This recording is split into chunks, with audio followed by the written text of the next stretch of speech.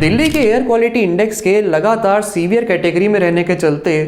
पिछले हफ्ते ही दिल्ली सरकार ने शहर के सभी स्कूलों और गवर्नमेंट ऑफिसेज को बंद करने और प्राइवेट फर्म्स को वर्क फ्रॉम होम इम्प्लीमेंट करने के ऑर्डर्स दिए, जिसके साथ ही सुप्रीम कोर्ट ने भी अब इस मैटर में स्टेट और सेंट्रल गवर्नमेंट दोनों को ही स्ट्रिक्ट कदम उठाने के डायरेक्शंस दिए हैं। तो आइए आज के इस वीडियो में हम डिटेल में समझते हैं इस पूरे न्यू दिल्ली के एयर पोल्यूशन की सिचुएशन को। आइए देखते हैं। 13 नवंबर को सैटरडे के दिन दिल्ली सेक्रेटेरिएट में ऑर्गेनाइज्ड एक इमरजेंसी मीटिंग में चीफ मिनिस्टर अरविंद केजरीवाल ने अनाउंस करा कि शहर के सभी स्कूल्स अगले एक हफ्ते तक के लिए बंद रहेंगे, जिसके साथ ही उन्होंने सभी गवर्नमेंट ऑफिसेज को भी वर्क फ्रॉम होम करने और सभी प्राइवेट फर्म्स को भी सेम रूल्स फॉलो करने की सलाह दी। जहां सुप्रीम कोर्ट ने पिछले हफ्ते दिल्ली की सिचुएशन को एक इमरजेंसी की तरह डिस्क्राइब करते हुए 2 दिन के लॉकडाउन को रिकमेंड करा था, वहीं दिल्ली सरकार ने इसे नकारते हुए इस स्टेज पे भी लॉकडाउन लगाने से साफ इनकार कर दिया है। दरअसल नवंबर की शुरुआत से ही न्यू दिल्ली का एयर क्वालिटी इंडेक्स 450 प्लस की सीवियर कैटेगरी में आ रहा है, जहां मंडे को ही पार्टिकुलेट मैटर 2.5 405 mg पर मीटर क्यूब के लेवल को क्रॉस कर गया था, जिसके लिए सेफ लेवल 60 mg पर मीटर क्यूब का माना जाता है। दरअसल 20 मिलियन की पॉपुलेशन वाला दुनिया का सेकेंड लार्जेस्ट शहर नई दिल्ली आज के टाइम पर एक बेहद सीवियर एयर पोल्यूशन क्राइसिस से गुजर रहा है, जहां हर साल सर्दियों के टाइम पे अक्टूबर से फरवरी के बीच एयर क्वालिटी लेवल्स के 400 से भी ऊपर पहुंच जाने की वजह से शहर की सिचुएशन एक टॉक्सिक गैस चैम्बर जैसी हो जाती है, जिसकी वजह से ही लोगों में पल्मोनरी एलिमेंट्स जैसे न्यूमोनिया और अस्थमा की कंडीशंस में भी एक राइज देखा जाता है और शहर में विजिबिलिटी केवल कुछ मीटर्स तक की ही रह जाती है। जहाँ पिछले साल 2020 में ही कोविड के बीच भी इस एयर पोल्यूशन की वजह से दिल्ली में 54,000 डेथ्स रिपोर्ट करी गई थी। तो यहाँ पर अब सवाल ये उठता है कि आखिर क्या रीज़न है हर साल दिल्ली में एयर पोल्यूशन के इतने हाई लेवल्स तक बढ़ने के पीछे। आखिर क्यों दिल्ली शहर इतने टाइम से हर साल सेम सिचुएशन को ही फेस करे जा रहा है। लेकिन ये सवाल जितना आसान साउंड कर रहा है, इसका जवाब उतना ही कॉम्प्लिकेटेड है, क्योंकि यहाँ पर कोई भी एक रीज़न नहीं है जो इस एयर पोल्यूशन के लिए जिम्मेदार हो, बल्कि कई सारे मल्टीपल फैक्टर्स हैं जो साथ में आके कंट्रीब्यूट करते हैं इस पोल्यूशन की तरफ। तो आइए अब हम इन मल्टीपल फैक्टर्स में से ही कुछ मेजर फैक्टर्स को बारी बारी से समझते हैं। तो इस एयर पोल्यूशन के पीछे सबसे पहला मेजर फैक्टर है पंजाब और हरियाणा के रीजन्स में फसल के कटने के बाद होने वाली स्टबल बर्निंग, जिसे हिंदी में पराली जलाना भी कहा जाता है। दरअसल पिछले 2 दशकों से पंजाब और हरियाणा में पैडी फार्मिंग यानी धान की खेती बेहद तेज़ी से इंक्रीज कर गई है, और क्योंकि धान को उगाने में बहुत ही ज़्यादा हाई क्वांटिटी ऑफ वाटर की ज़रूरत होती है, तो इसी के चलते इन रीजन में ग्राउंड वाटर लेवल लगातार कम होता जा रहा था, जिसे देखते हुए फिर सरकार ने पानी को बचाने के लिए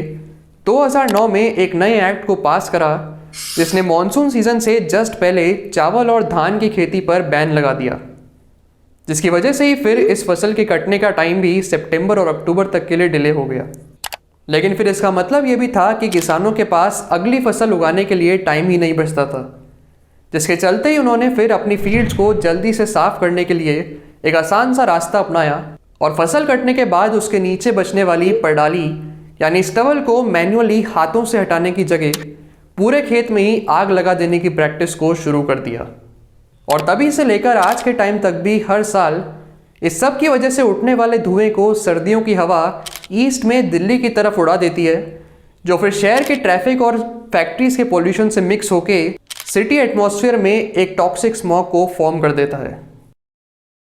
2019 में मिड अक्टूबर के अराउंड नासा की अर्थ ऑब्जर्विंग सैटेलाइट्स ने भी दिल्ली और पंजाब के रीजन्स में सिग्निफिकेंट नंबर ऑफ फायर्स को डिटेक्ट करा था, जो फिर महीने के एंड तक एक्सट्रीमली हाई लेवल्स तक इंक्रीज कर गई थी। जैसा कि हम इस इमेज में भी देख सकते हैं कि कैसे हमारे देश के नदर्न रीजन्स पे स्मोक और फॉग की एक इतनी थिक लेयर फॉर्म हो गई है कि इसे स्पेस तक से भी देखा जा सकता है।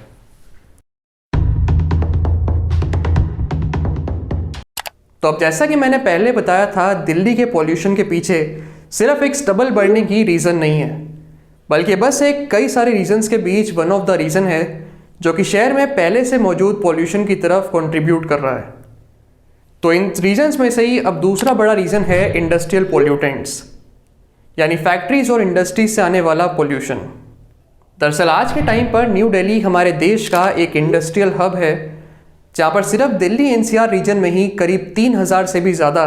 स्मॉल स्केल फैक्ट्रीज पाई जा सकती हैं। और इन इंडस्ट्रीज से ही हर साल 500 से 1000 टन तक के एमिशंस निकलने के चलते ही ये इंडस्ट्रियल बेल्ट शहर के लगभग 18% पोल्यूशन के लिए जिम्मेदार है। फिर इसके बाद अगला बड़ा रीज़न है वेहिकुलर एमिशंस, यानी व्हीकल्स या गाड़ियों से निकलने वाला पोल्यूशन।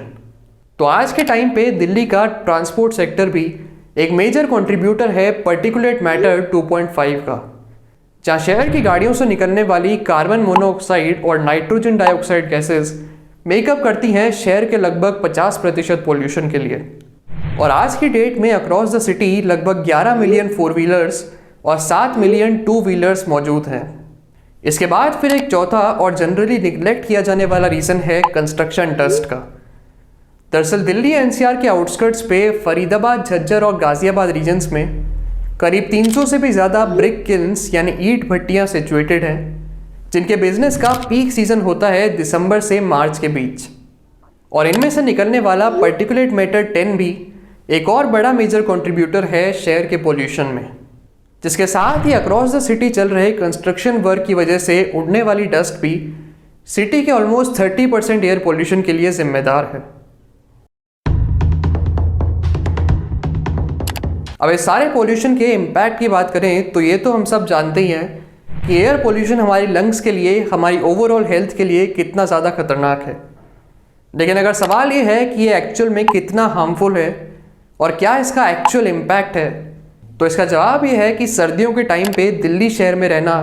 हमारी लंग्स को ऑलमोस्ट 50 सिगरेट स्मोक करने के बराबर नुकसान पहुंचा सकता है। 50 सिगरेट्स, जहां लोकल सर्कल्स के द्वारा दिल्ली में रहने वाली करीब 34,000 फैमिलीज पे करे गए एक रीसेंट सर्वे के अकॉर्डिंग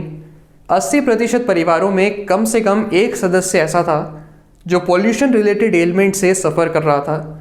और इनमें से कुछ 48% लोगों में सीवियर पल्मोनरी इश्यूज भी ऑब्जर्व करे गए। दरअसल 2017 में जहां इंडिया में दुनिया भर की लगभग 18% पॉपुलेशन थी, वहीं इसमें से करीब 26% पॉपुलेशन DALY की कैटेगरी में थी, यानी डिसेबिलिटी एडजस्टेड लाइफ ईयर्स, जिसका सिंपल वर्ड से मतलब है कि हमारे देश की लगभग 26% जनता ऐसी है जिसने अपनी लाइफ के कई सालों को खो दिया है क्योंकि उन्हें कोई डिसेबिलिटी हो गई थी एयर पोल्यूशन की वजह से। और इसके चलते ही बाकी देशों के कंपैरिजन में इंडिया की लाइफ एक्सपेक्टेंसी भी अब लगभग 3.5 साल तक रिड्यूस हो गई है। इसी महीने दिल्ली के अस्पतालों में पल्मोनरी एलिमेंट्स जैसे न्यूमोनिया, अस्थमा और फिब्रोसिस के पेशेंट्स में भी करीब 20% का राइज देखा गया है, जहाँ लोगों के लंग्स सीवियरली इन्फेक्टेड थे एयर पार्टिकल पोल्यूशन की वजह से।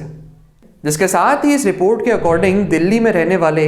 करीब 30% कोविड सर्वाइवर्स को अब इस एयर पोल्यूशन की वजह से सीवियर लंग डैमेज को भी फेस करना पड़ सकता है।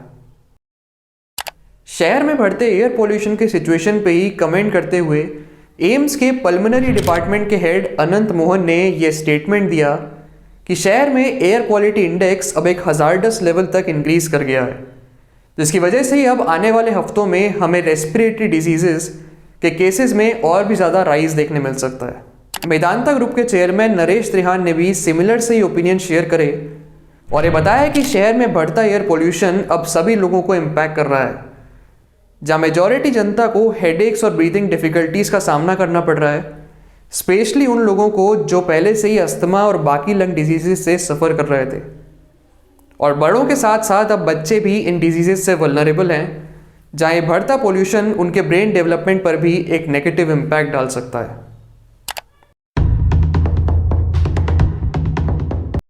अब ऐसा नहीं है कि सरकार ने शहर के इस पोल्यूशन को काउंटर करने के लिए कुछ नहीं किया, बल्कि दिल्ली में स्टेट और सेंट्रल गवर्नमेंट दोनों ने ही इसे देखते हुए पिछले कुछ टाइम में नई पॉलिसीज़ को लॉन्च करा है पोल्यूशन की क्राइसिस से लड़ने के लिए। तो आइए अब एक नज़र डालते हैं पिछले कुछ सालों में सरकार के द्वारा इस पोल्यूशन क्राइसिस से लड़ने के लिए लाई गई एंटी एयर पोल्यूशन पॉलिसीज़ पे। इनमें से सबसे पहली पॉलिसी है ग्रैप, यानी ग्रेडेड रिस्पॉन्स एक्शन प्लान। इस पॉलिसी को 2017 में सुप्रीम कोर्ट के द्वारा मैंडेट करे गए एक इमरजेंसी कॉम्प्रिहेंसिव एक्शन प्लान के तहत तैयार करा गया था, टाइम के साथ ग्रेजुअली एयर पोल्यूशन को रिड्यूस करने के लिए। लेकिन क्लियरली इस ग्रैप पॉलिसी के अकॉर्डिंग अभी तक जितने भी कदम उठाए गए हैं वो बेहद ही डिलेड और इनइफेक्टिव साबित हुए हैं। ये देखते हुए कि पोल्यूशन आज की डेट में एक ऑल टाइम हाई पर पहुंच गया है। फिर इसके बाद दूसरी पॉलिसी है NCAP यानी नेशनल क्लीन एयर प्रोग्राम। दरअसल ये NCAP 2019 में लॉन्च करा गया 300 करोड़ के बजट वाला एक लार्ज स्केल प्रोग्राम है, जिसका मोटिव था अगले 5 साल में एयर पोल्यूशन को कम करने और across the India air quality को मॉनिटर करने का। लेकिन ग्रैप की तरह ही इस प्लान में भी पैसों का खर्च सिर्फ मॉनिटरिंग वाले एस्पेक्ट तक ही फोकस्ड रहा है और ओवरऑल शहर में पॉल्यूशन को कम करने के लिए इस प्लान में कोई भी रोबस्ट फिस्कल या फंडिंग स्ट्रेटेजी अवेलेबल नहीं है। फिर इसके बाद तीसरी पॉलिसी है 2019 का world famous odd even rule. 2019 में दिल्ली के चीफ मिनिस्टर अरविंद केजरीवाल की इस ट्रैफिक राशनिंग के बाद सामने आई एक रिपोर्ट के अकॉर्डिंग इस नए ऑड इवन रूल के इम्प्लीमेंट होने के बाद शहर में एयर क्वालिटी इंडेक्स और भी ज़्यादा खराब हो गया था, जहाँ ऑड इवन डेज में ये इंडेक्स 8% तक खराब था पिछले साल के कंपैरिजन में। अब एंड में आइए हम बात करते हैं कुछ सॉल्यूशंस की जिन्हें रिसर्चर्स ने रिकमेंड करा है इस एयर पोल्यूशन क्राइसिस से लड़ने के लिए। इनमें से सबसे पहला है better fiscal funding and vigilance, यानी कि यहाँ पर सिर्फ पैसों को एलोकेट करना ही काफ़ी नहीं है, बल्कि सरकार को ज़रूरत है एक ऐसे मैकेनिज्म को तैयार करने की कि इन पैसों के फ्लो को स्ट्रेटेजिकली डिसाइड किया जा सके, जिसके साथ ही विजिलेंस यानी इन पैसों के फ्लो को मॉनिटर करने और रूल्स को अवॉइड करने वालों के अगेंस्ट स्ट्रॉन्ग एक्शंस लेने की भी ज़रूरत है, वरना NCAP जैसी बड़ी बड़ी 300 करोड़ वाली स्कीम्स का भी इस पर कोई असर नहीं पड़ेगा। फिर एक दूसरा सॉल्यूशन है एजुकेशन एंड अवेयरनेस, यानी देश की जनता को भी ज़रूरत है इन इश्यूज़ के बारे में अवेयर रहने की कि कैसे ख़राब एयर क्वालिटी हमारी हेल्थ पे लॉन्ग टर्म में एक नेगेटिव इम्पैक्ट डाल सकती है, और इस काम में बिहेवियरल चेंजेस और अवेयरनेस कैंपेन्स काफ़ी मददगार साबित हो सकते हैं। फिर एक आखिरी सॉल्यूशन है ऑल्टरनेटिव सोर्सेज का, जैसे सरकार की उज्ज्वला योजना जो गरीब परिवारों को free of cost LPG cylinders provide करवाती है, उसे और भी ज़्यादा एक्सपैंड करा जा सकता है, जिसमें और सब्सिडीज़ की ज़रूरत पड़ेगी। जिसके साथ ही देश भर के कोल प्लांट्स को भी ऐसे इक्विपमेंट्स प्रोवाइड करे जा सकते हैं जो कि उनकी मदद करें नेशनल सेफ्टी स्टैंडर्ड्स को मीट करने में। और फाइनली इलेक्ट्रिसिटी जनरेशन के लिए भी बाकी रिन्यूएबल पावर सोर्सेज जैसे विंड, सोलर और बायोमास को प्रमोट करके भी इस पॉल्यूशन को सिग्निफिकेंटली रिड्यूस करा जा सकता है। उम्मीद है दोस्तों आपको आज का ये वीडियो इन्फॉर्मेटिव लगा होगा। अगर आप ऐसे ही वीडियोस आगे फ्यूचर में और देखना चाहते हैं तो इस चैनल को सब्सक्राइब करें और अपने सजेशंस को नीचे कमेंट करके ज़रूर बताएं। चलिए तो फिर मिलते हैं ऐसे ही एक और वीडियो में। बहुत बहुत धन्यवाद।